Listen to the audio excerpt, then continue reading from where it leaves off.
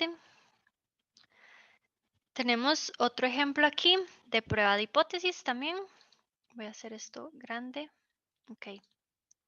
Entonces, este caso dice que una empresa fabrica cuerdas y la media de lo que soporta la cuerda es 300 libras con una desviación estándar de 24 libras. Se cree que un nuevo proceso de fabricación puede mejorar la resistencia promedio. Se hace una prueba piloto. Cuando se habla de pruebas piloto es como un primer intento o una prueba básica para ver qué va a pasar. Entonces se hace una prueba piloto a una muestra de 64 cuerdas y se obtuvo una resistencia de 308 libras. Se entiende que esta 308 libras es un promedio, el promedio para estas 64.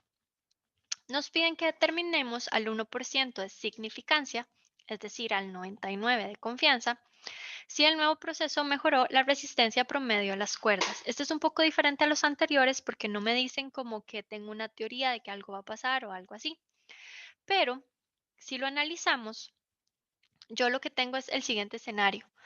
En una muestra de 64 cuerdas, a las que alteré de cierta forma, la resistencia que les encontré fue de 308 libras. Yo necesito saber si esta resistencia es mayor, o sea, es significativamente mayor que la resistencia normal. La resistencia normal es la de 300 libras. ¿Por qué es que vamos a hacer esta prueba así?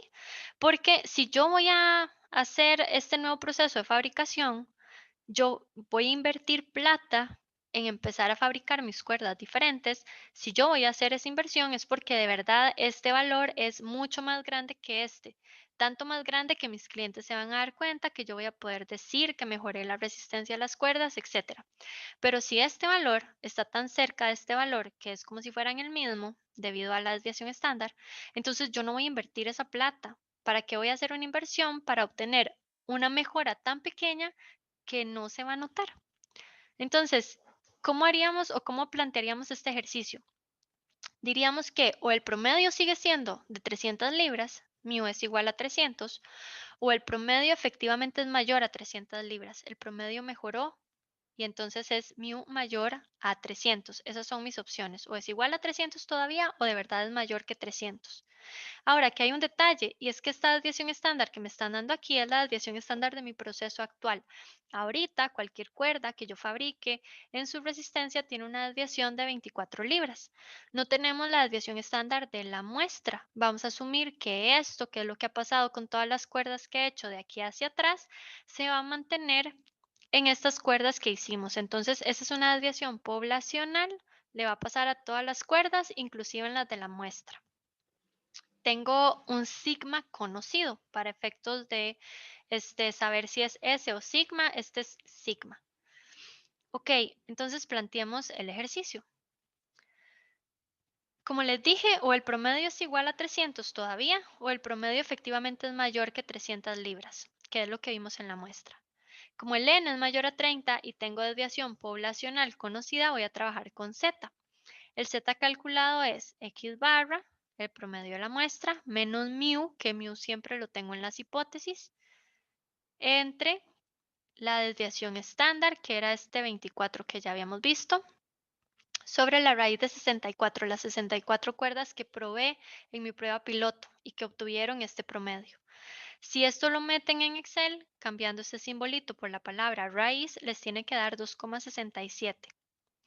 Y en la tabla, es decir, en Excel, encuentro el valor de Z para el nivel de significancia que me dan. Me dicen que es significancia del 1%, eso significa que es confianza del 99%. Yo pondría en el valor de Z para la distribución normal, estándar, inversa en Excel, 1% o 99%, es decir, 0,01 o 0,99. Cuidado, no pongan 0,1, eso es 10%. 1% es 0,01. Les tiene que dar 2,32 o 2,33 redondeado.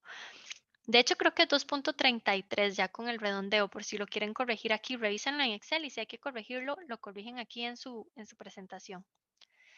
Ok, de memoria no sabemos que si el Z calculado es mayor que el Z de tabla, se rechaza H0. Y en este caso, efectivamente, el Z calculado que es 267, es mayor que el Z de tabla, que es 232. Entonces puedo rechazar H0. Si rechazo H0 y digo que esto no es verdad, me quedo con H1.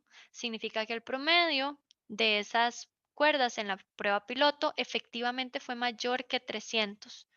O sea que hay evidencia para afirmar que el nuevo proceso sí mejoró la resistencia de las cuerdas en promedio. Entonces, si me preguntan si voy a invertir plata en ese proceso, sí, sí la podemos invertir porque efectivamente hay una mejora, la mejora es significativa. Eso implica que se va a notar, que la gente se va a dar cuenta de que hubo un cambio. Con este ejercicio, chicos, ¿hay alguna consulta? ¿Necesitan que pase alguno de estos, de estas fórmulas al Excel para que la vean?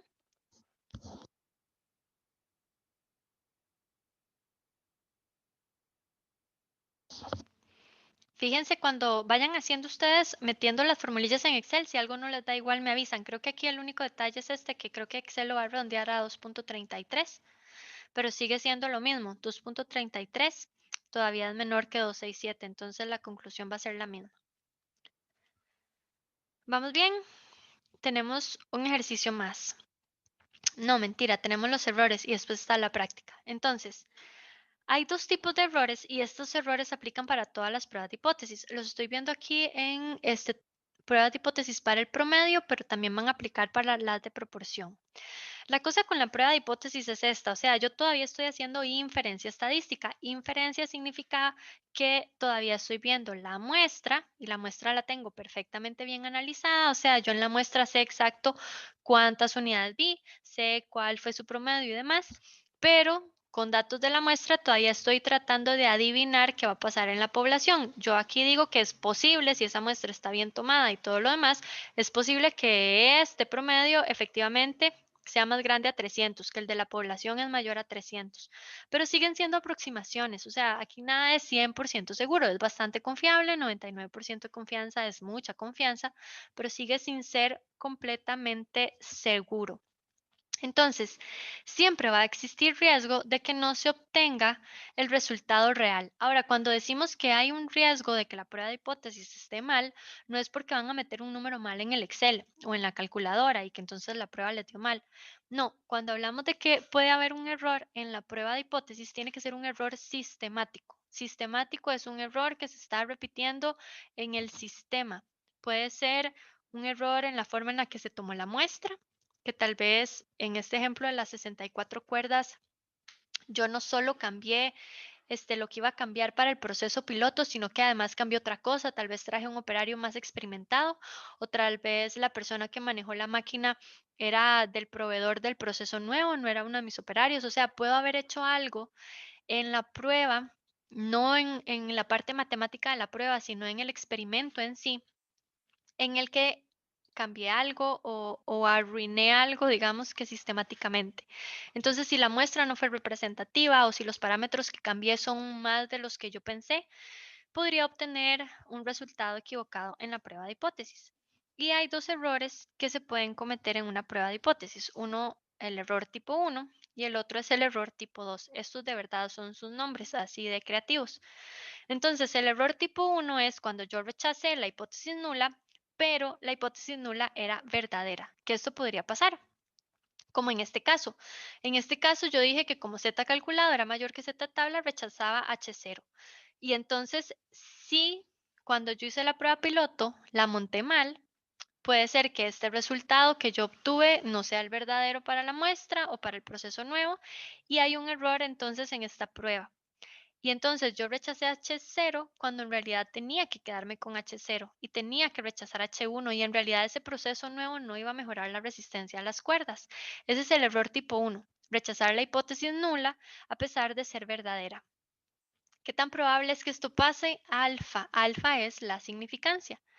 Entonces, si esta prueba de hipótesis tenía un 1% de significancia, también significa que hay un 1% de probabilidades de que yo rechace la hipótesis nula a pesar de ser verdadera. Ahora, el otro error que puede existir es el error tipo 2, que es más bien el caso contrario, aceptar la hipótesis nula cuando es falsa. La probabilidad de esto se representa con beta, pero beta no lo vemos en la prueba de hipótesis con un número como si lo vemos con alfa. Beta habría que calcularlo y ese cálculo no lo vamos a hacer. Nada más saber que si les dicen que la probabilidad beta es de tanto, es la probabilidad de aceptar la hipótesis nula cuando era falsa.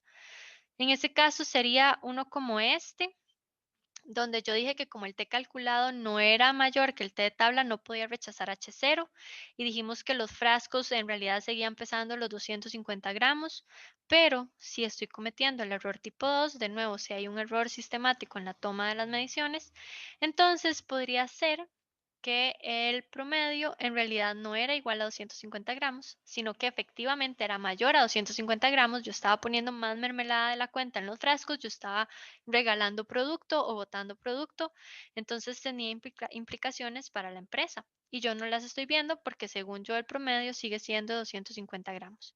Ese sería el error tipo 2. Con estos dos datos, con el error tipo 1 y el error tipo 2, uno no hace como un cálculo matemático, es un tema de interpretación. Si yo les dijera, bueno, resuelva esta prueba de hipótesis y dígame qué tipo de error se podría haber cometido y fuera esta, la de las cuerdas, ustedes cuando ya llegan al final y ven que lo que pasó aquí es que se rechazó H0, ustedes dicen, bueno, ya se rechaza H0, la decisión que se toma es que el proceso las mejora, pero si se estuviera cometiendo un error, se podría estar cometiendo el error tipo 1, que es haber rechazado H0 siendo verdadera y significaría esto y esto. Es un tema de interpretar lo que se hace con estos errores, no es un tema de hacer un cálculo matemático. ¿Hay dudas con la parte de los errores, chicos?